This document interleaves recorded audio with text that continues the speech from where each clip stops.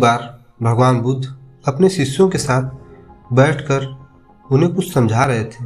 इतने में ही वहाँ राजा अजातशत्रु पहुँचते हैं और भगवान बुद्ध से कहते हैं कि हे भगवान, जब से मैं आपका अनुयायी बना हूँ तब से सभी लोग मेरे सीधेपन का बहुत फायदा उठाते हैं। आपका अनुयायी बनने से पहले लोग मुझसे बहुत डरते थे, क्योंकि तब मैं बहुत क्रूर था और किसी को भी मृत्यु दंड देने में क्षण भर का भी समय नहीं लगाता था। आपका अनुयायी बनने के बाद अब मेरा मन इन कामों को करने को तैयार नहीं होता है और मैं सभी लोगों को प्रेम देना चाहता हूँ, परंतु कुछ लोग इस बात का गलत फायदा उठाते हैं और इससे मेरी प्रजा को बहुत खतरा है। मेरे शासन में बहुत दिक्कतें आ रही हैं। अब आप ही बताएं कि मैं क्या करूं। तब महात्मा बुद्ध राजा को एक कहानी सुनाते हैं। एक बार एक भिक्षु एक गांव से गुजर रहा था। उस गांव में बहुत बड़ा पीपल का पेड़ था। चलते चलते भिक्षु बहुत थक गया था। उसने सोचा कि उस वृक्ष के नीचे थोड़ा आराम कर लिया जाए। वह वहां पहुंचा ही था कि कुछ लोग उसे रोक देते हैं और भिक्षु से कहते हैं कि वहां एक बहुत जहरीला सांप रहता है। उसने बहुत से लोगों को डस लिया है। वह इतना खतरनाक है कि जो भी उसके सामने आता है वह उसे जिंदा नहीं छोड़ता है। भिक्षु मुस्कुराता है और कहता है, एक दिन तो सभी को मरना है। अगर मुझे आज ही मरना होगा तो इसमें कौन सी बड़ी बात है। आप मेरी जरा भी चिंता न करें और मुझे आज्ञा दें। भिक्षु वहाँ से चल देता है और पेड़ के नीचे अपना आसन बिछाकर बैठ जाता है। थोड़ी ही देर बाद उसके सामने सांप आता है और उससे कहता है, क्या तुम्हें मुझसे डर नहीं लगता? क्या तुम्हें पता नहीं यह मेरा इलाका है और यहाँ आने का कोई भी हिम्मत नहीं करता? तब भिक्षु उसे बहुत ही प्रेम के साथ कहता है, इसमें डरने वाली कौन सी बात है? तुम जो करते हो वह इसलिए करते हो क्योंकि तुम्हें डर है कि कोई तुम्हें मार न दे, इसलिए तुम दूसरों को डराते हो। मुझे किसी बात का भी डर नहीं है, ना ही मुझे मृत्यु का डर है और ना ही जीवन की लालसा है। कोई मुझे नुकसान पहुंचा ही नहीं सकता, तो फिर मैं क्यों डरूं? सांप को यह सुनकर बहुत गहरा आघात पहुंचा। उसने आज तक ऐसे व्यक्ति देखे जो उससे डर कर भागते थे। उसने आज तक ऐसा कोई भी व्यक्ति नहीं देखा जो उससे नहीं डरे।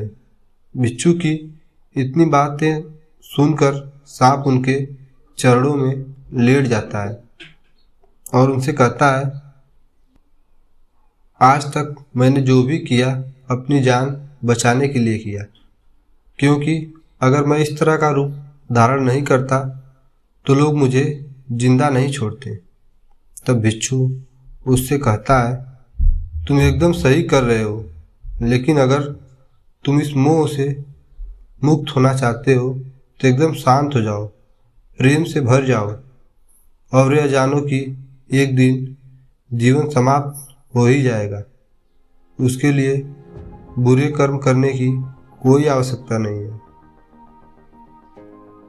इतना कहकर वह भिक्षु वहाँ से चले जाता है और सांप उस भिक्षु की सारी बातें अपने दिमाग में बैठा लेता है और वह यह तय करता है कि आज से वह कोई भी गलत काम नहीं करेगा। सांप सभी बुरे कर्मों को छोड़ देता है, लेकिन इसका असर उस पर उल्टा पड़ने लगता है। जो लोग उसे पहले देखकर भागते थे, अब उसके सीधेपन का गलत उपयोग करने लगे।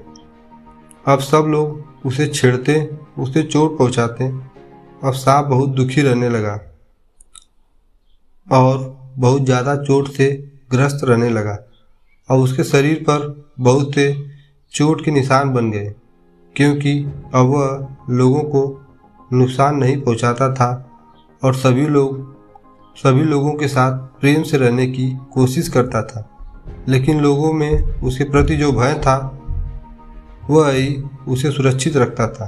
कुछ दिन बाद बिच्छू फिर से उसी पेड़ के नीचे आता है और वह अपना आसन बिछाकर बैठ जाता है और सांप को देखकर बड़ा आश्चर्यचकित होता है कि पहले सर्प की क्या स्थिति थी, लेकिन अब सर्प की क्या स्थिति हो गई है। वह उस सर्प के लिए बहुत चिंतित भी होता है। बिच्छू को देखकर सांप कहता है, हे बिच्छू, जब से आपने मुझे कहा कि मैं शांत हो जाऊं और प्रेम को अपनाऊं, तब से लोगों ने मेरे साथ बहुत गलत व्यवहार शुरू कर दिया है, जिससे मुझे जीवन जीने में बहुत कठिनाई हो रही है। अब आप ही बताएं मुझे क्या करना चाहिए। बिच्छू कहता है, हे मित्र, मैंने तुमसे यह नहीं कहा था कि तुम अपने स्वभाव को ही बदल लो। तुम सर्प हो और क्रूरता ही तुम्हारा स्वभाव है।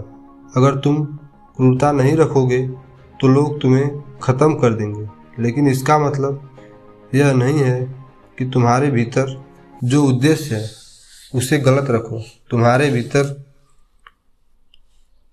तुम्हें भीतर से अपने आप को सही रखना है और बाहर से खुद को वह दिखाना है जो जरूरी है, क्योंकि सर्प एक जहरीला जीव है और लोगों में उसके लिए भय होना आवश्यक है।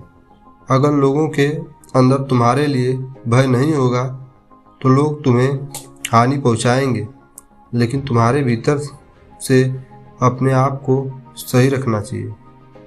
तुम्हें किसी को नुकसान नहीं पहुंचाना, केवल अपना भय बनाए रखना है। गौतम बुद्ध कहते हैं, हे अजातशत्रु, तुम इस कहानी से क्या समझते हो? इसका मतलब यही है कि तुम अपने स्वभाव को मत बदलो, तुम अपने आप को समझो। तुम अपने आप को प्रेम पूर्ण पाओगे तो अपने उद्देश्य को अच्छा पाओगे, फिर तुम्हें उससे खुशी मिलेगी, और जब तुम्हें खुशी मिलेगी तो तुम लोगों को खुशी दे सकोगे। और यहाँ इस बात की जरा भी ज़रूरत नहीं है कि तुम बाहर से लोगों को क्या दिखा रहे हो। ज़रूरत इस बात की है कि तुम भीतर से अपना उद्देश्य क्या रखते हो।